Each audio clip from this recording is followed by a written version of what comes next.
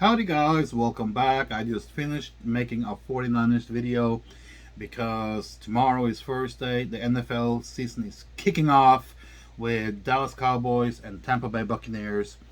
First game of 2021-22 NFL season. And on Sunday, my 49ers are kicking off against Detroit Lions. I can't wait. But the week is not just that. It's not complete with just that. Oh my lordy. On Saturday, the Manchester United is playing Newcastle at home. I said it in another video that we play away. We're playing at home. How could I make that freaking mistake? Okay, we're playing at home against Newcastle. And guess what? All reports says that Ronaldo is going to start. So let's now hope that we have room for Cavani and Ronaldo on top together. 4-3-3 or a 4-2-2? Come on. 4-2-2 would be good. Okay, so what are we looking at? Welcome back to my sports world. I forgot about that shit. Well, we're going to look at rumors. We're going to look at the game ahead. And everything else about Manchester United that we can fit into this 15-20 minutes video. Rumors. Let's start with the rumors. Rumors are we're going to sign players in January. I said something to that effect in a different video last week or something like that, where I said, don't be surprised if we sign Kieran Trippier in January. And we're going to sign a midfielder and a striker next summer. Remember that video? Okay, let me repeat that. My prediction is in January transfer window, we are going to sign Kieran Trippier and not a midfielder. We're going to sign Kieran Trippier. Then, come summer next year, we're going to sign a midfielder and Haaland. I said that. I said that about a week ago. So, just keep in mind what I said. The rumors are that the transfer window that comes in January, we are looking to sign one or two players. And a lot of rumors are saying that we're going to sign Tielemans from Leicester. No. Relax. Leicester's not going to let Tielemans go in January. Stop this bullshit. January is not a time where English teams, Premier League teams, that probably are fighting up there among the top six are going to say, oh yeah, come and buy one of our best players. If we're going to sign a player like Tielemans, it will probably most likely happen in the summer. However, I don't see Leicester selling Tielemans at all. I can see us maybe go and buy Declan Rice next summer, and Haaland. But if we're going to buy someone in January, it's going to be Kieran Trippier, okay? So that's that. Next rumor. The rumor is that Lingard is not going to sign a new contract. Well, we kind of knew that, so that's more likely. That's a positive that might happen. He might say no to any suggestion that Manchester United is putting in front of him. Maybe he's playing the game, and I think that he is. He came back. He doesn't want to sign a contract extension. And think about this. The only reason Manchester United wants to sign him is to protect their investment and maybe say, hey, okay, sign this 2 to 3 year deal. That way we have that hanging over you and we can sell you. If he plays like a possum and just roll with the team and doesn't sign a new contract, guess what? He becomes the new Pogba. And this is where players now these days, and I'm not saying this is going to be restricted to Manchester United, but a lot of players are going to start taking advantage of this shit. Clubs better do something to protect themselves fast. This is the new norm. Players are going to run down contracts. This whole shit started back in when they implemented the Bossman judgment back in the day. I remember it. I was active in the football community back then. And Bossman really tore up the whole thing. A lot of small clubs really started to struggle. So this is just another side of that. These players are now going to take advantage of it. They're going to run contracts down. And Lingard, hey, he's just protecting his own assets. So you know what? Fair game to him. But yeah, Lingard probably will move on at some point, and don't be surprised if he moves on for free, or maybe even gets sold in the January window. The only thing I can see really happening in the January window is that the United is saying, we might as well just take 10 mil for him and get him unloaded in January. So they might sell him to West Ham or Everton in January for 10-15 mil, just to get some money back. Because by then, Rashford is back. Rashford should be back within a month and a half. And when Rashford comes back, guess what? Lingard becomes a bench warmer like he has been for years now in Manchester. Another rumor that I saw online was that Pogba is now set to go to another club next year. He has made up his mind. We don't know what Pogba has decided. We don't know if Pogba have decided 100% that he's going to leave the club or not, or if he's signing a new contract, or he's just playing the game to see. You have to think about this now, okay? Come next summer, Cavani is leaving, Ronaldo is still here, we buy Haaland. What do you think Pogba wants to do? Go to a struggling Juventus team in financial difficulties, or any other Italian team in different with money problems? And the Italian teams haven't really done that well lately either. Or does he want to go to a Spanish team that is almost bankrupt? I don't think so. Does he want to go to PSG? The only reasonable team he can go to is PSG. But is that good enough of a league for him? Winning the French league, is that good enough for Paul Pogba? I want to say that the French league is probably below Premier League, Spanish league, and Italian league in merits. So is that enough for him? And it's not any given thing that he's going to win either. And it's not any given that he's going to win Champions League with PSG. Because look at it, PSG is bottling everything they come across. And with Pochettino, they didn't even win they hired Pochettino and they didn't even win the league. So is that what he wants? So don't be surprised if Paul Pogba sits down and go, you know what?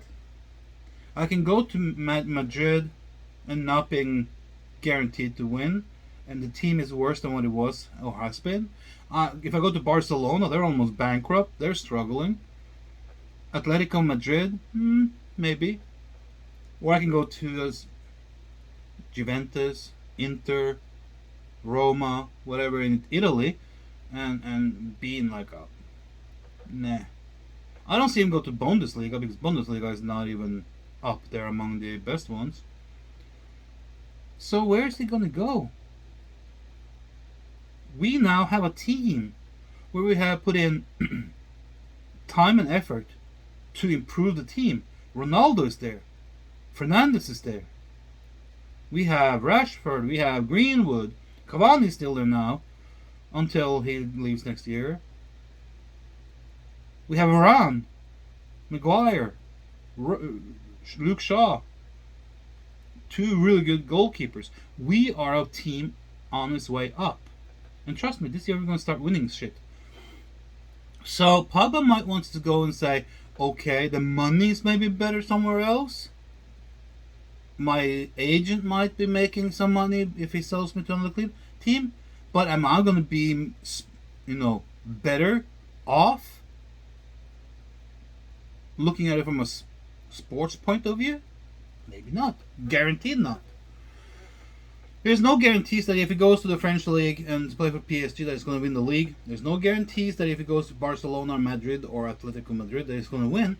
Or if he goes to the Bundesliga. The only thing he can win is if he goes to Bayern Munich. They're probably the only team that's guaranteed to win. But they're not going to pay him anywhere close to what he's making now. So maybe he signs for us next summer. Maybe he get a moment of clarity and goes, okay, let's sign. I'm committing for another 3 years. What is probably going to happen is that Manchester United probably have to give him some kind of a sign-on fee. You probably have to give the agent some kind of a sign-on fee. So we have to wait and see. Okay, that was the rumors. Let's now look ahead for the Saturday game against Newcastle. Oh my lordy. I just say one thing, and I said this in my other video for the 49ers. Don't think that just because on paper we are way, way better than Newcastle, that we're going to go there and boom, sweep them off the rug. No, sir. We have to go there and take this game as it is Manchester City. Don't underestimate Newcastle, because I think that's what happened in our games against Southampton and Wolverhampton. We went to Southampton, we underestimated them because we beat them 3-2 last year on their own turf, and we beat them 9-0 on our turf. So we clearly went to Southampton with this superior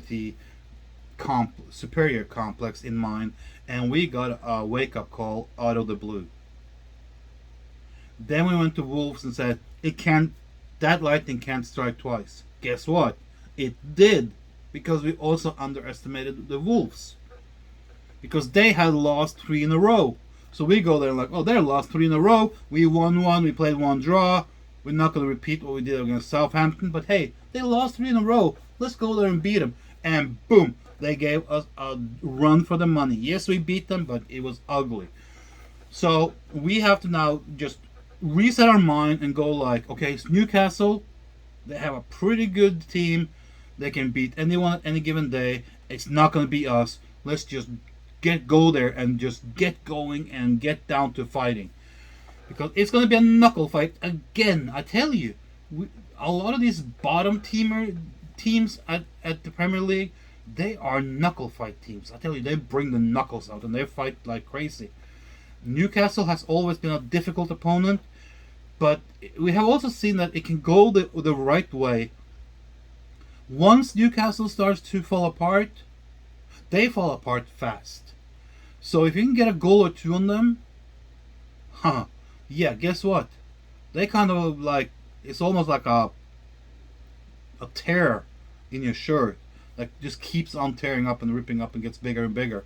You score a goal or 2 on them, and you kind of deny them to get their little thing going. They become so frustrated and they take risks. They take big risks. Because at 1-0 and 2-0 they have to go forward, and they're not afraid to go forward either. So we can take advantage of that. The worst thing we can do is to score a goal or 2 and then sit back and just ride off the storm. Because trust me, Newcastle has players that can easily score a goal or 2 quick on you. Doesn't matter who you are, they can score a couple of goals quick. And they normally have this stupid freaking luck. All the time they have this luck. I remember this one game a few years ago where I think it was one of these Longstaff brothers. It was one of those games where you go like, what the hell happened here? So we can't take them for granted. We can't take Newcastle for granted this time. You have to go there with a mentality that we're going to beat them and we're going to beat them good. We have to aim to score at least 3 or 4 goals in this game, because we want to improve our goal difference as well, in a positive way. Yeah, we have a good goal difference. It's 6-2, isn't it? 7-2. So if we can go there and score 3 or 4 goals, minimum 3 goals. And I want Ronaldo to score at least 2. And one for Cavani, one for Bruno, and a couple of assists for Pogba. We're good to go. Yeah. So, looking forward, how do I see this game unfolding, and how do I see it going forward? Hard to say. Of course, Ole is going to take out the team. I just hope he doesn't select Fred. I hope he goes on the offensive mind of things. I hope he puts like a 4-3-3 or a 4-4-2 out, or even the diamond with two on top. And don't play Fred. I hope he plays Van de Beek instead of Fred on the middle. So here's how I hope he would pick the team. In goal, David De Gea. Left back, Luke Shaw. Center backs, Maguire, Varane. Right back, Wan-Bissaka. Midfield, starting on the left side, Pogba. Right side, Sancho. Middle, Bruno in an offset pass, offensive direction. And further down below, we have Donny van de Beek. 4-4. And on top, we have Ronaldo and Cavani. That's how I hope he will set up the team, because that will be a team that will be terrorizing any defense. Will he set it up that way? I don't know. You can set up the same team in a diamond, where the base is a 4-4-2, but the midfield is more like a diamond shaped. Now, how do I see this game unfold? I can see that Newcastle wants to go out and create an early pressure. I can see it. I can see that happening. I can see us being pushed back for the first 2 to 5 minutes. Because Newcastle wants to set up a pressure. However, we are playing at Old Trafford, so I mean, with the stands full of people. So we just have to just shut that down. I can see that happening, but we just have to shut it down right from the beginning. And we are the ones who have to go on the attacking mode. And don't be afraid of leaving space behind. We have fast, strong players in the back four that are more than capable of defending. So I just hope we can go out and be a force to reckon with, and put on an early pressure and try to get a couple of goals within the first 20 minutes. If we can do that, the mentality and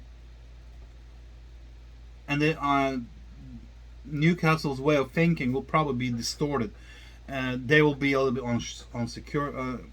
uncertain and unsecure in what they're doing, and with the added pressure of fans in the stand making noise. If we can score 2 goals in the first 20 minutes, we can keep pressuring on.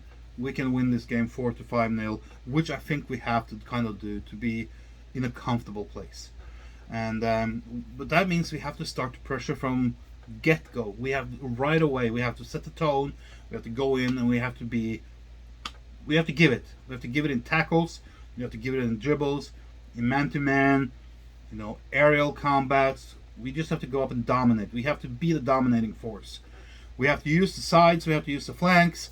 We have to use Pogba on the left, Sancho on the right, to cross in crossers, so we can feed both Ronaldo, Cavani, or whoever is on top, or however many is on top. So, and I think we just have to keep this pressure going through the first half, the second half. We can't take any moments off in this game.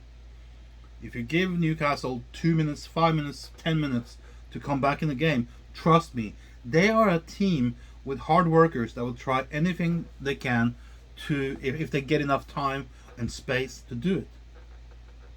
So we can't let them get back into the game if we start off in a dominating way. Not a chance. We can't give them any room. I think that this is a game where we should be able to win 3-0, 4-0, 5-0, or even 3-1, 4-1, 5-1, something like that. I think we should be able to do that. Especially at home. At home, we should be able to do that. A little bit worse on on the way team, and we have to travel for it. But yeah, I think we're in a good spot, and I think that also if we can get up to a comfortable lead, like say 3-0 or something, and there's 15 minutes left of the game, take off Ronaldo or Cavani or whoever is on there, and put Mason Greenwood in and Elanga in. Let them get some game time because they need it too. Because remember, we are playing a Champions League group stage match the coming week. So this game is so important because we have to rotate. We have to, because the upcoming game in the Champions League. Yeah, I know it's young boys, but come on,